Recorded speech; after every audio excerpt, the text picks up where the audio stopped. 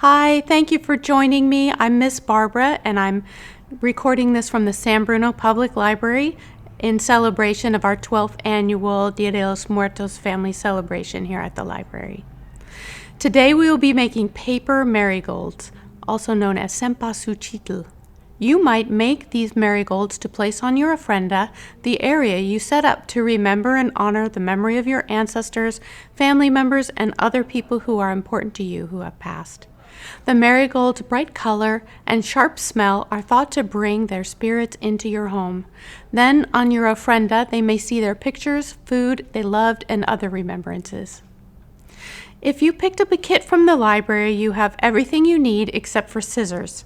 If you did not, you will need to cut anywhere from 5 to 10 rectangles of tissue paper, all the same size, and have a pipe cleaner ready.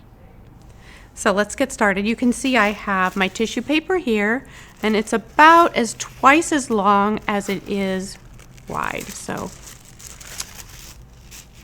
one way to check that is to go like this, and you can just see that there's a lot of extra here. You can make these any size you want. You can go a lot bigger or a lot smaller. It's really up to you. One of the biggest tricks is the accordion fold. And so we're going to take our paper and fold it away from us, and then flip it and fold it again. And then flip it to the yellow side and fold it again, so that you're making like a fan. So you're not folding over on top of itself, you're folding it back and forth like a zigzag. So I'm going to do that all the way to the end. And how deep you make your folds is really up to you. This is just over, this is about 1.25 inches. All right, and you can see that this is not quite even on the ends. That's okay, we're going to be trimming it. So here is your accordion fold, and you can see it's not wrapped around itself, it's just folded back and forth like a fan. Just like that. Okay, so we're gonna take it in the center, and you can take a pipe cleaner. That'll be your stem, and you're gonna just put it in the middle with some sticking up here. It has to be a little bit longer than your fold is wide. So you're going to fold it over like this, and you're going to kind of scrunch this up here and twist. Some people like to make a little cutout here to make this smaller, but that's up to you. So there's the beginning of your flower, and you're going to spread it out like this, and then you're going to start then you're going to start pulling the petals towards you. So this is going to be a very simply edged flower, which makes it easy to pull towards you. And then in a minute I'll show you some fancy edgings you can do instead. So you're going to pull each layer and fluff it up. So I'm using 5 pieces of tissue paper, and this is probably the hardest step, I think. Let's just take some patience. And then the other side,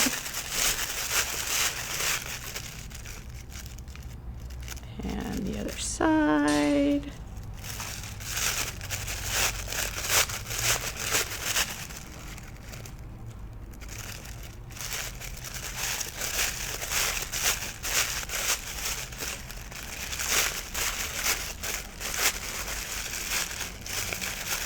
And this technique, obviously it also works with any color tissue paper. You can make gradations of yellow, orange, and red to represent your marigolds, or you can use different colors for different times, and it's actually amazingly pretty.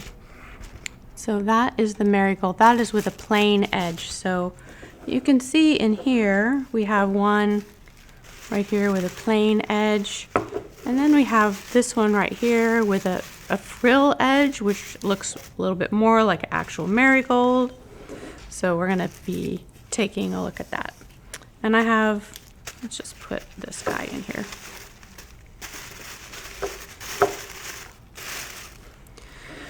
And so I've pre-folded another set. Once again, it's just like a fan. And this one I did, I wanted red on the outside, and then orange, and then yellow in the center. So I'm gonna do it like this. I'm gonna put the part I want in the center pointing up, and then I'm gonna take my pipe cleaner and just repeat that step and wrap it. Kind of mash it in there a little bit and twist it. All right, so now these ends are going to be the petals of your flower. So what I'm going to do is I'm just going to cut to make it even. And in the interest of time, I will show you two different edgings that you might want to try.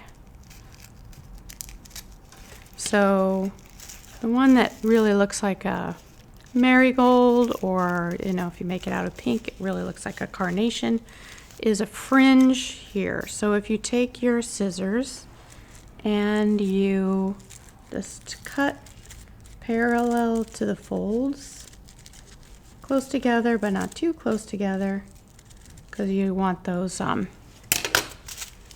folds to stay intact.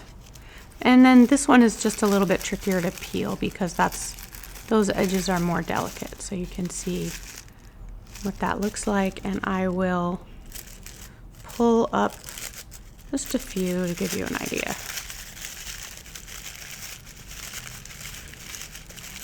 So this takes just a little bit more patience. I'll just do this top layer to pull these delicate ones up.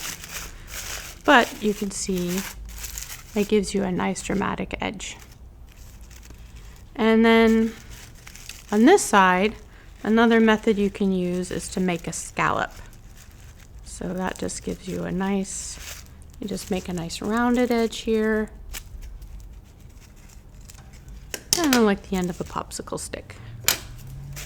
And same thing, you're going to open it up.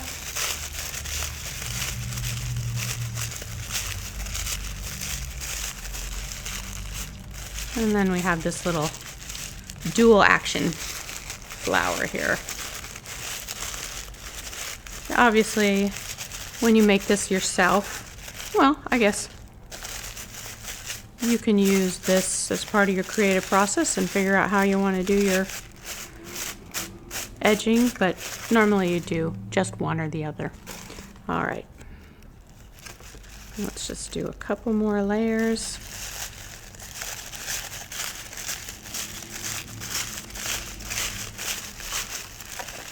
And you want to make sure that you separate each layer individually so you get the maximum fluff factor. That's a technical term. All right, and then we'll do this orange layer here just so you can get a better idea of what that looks like.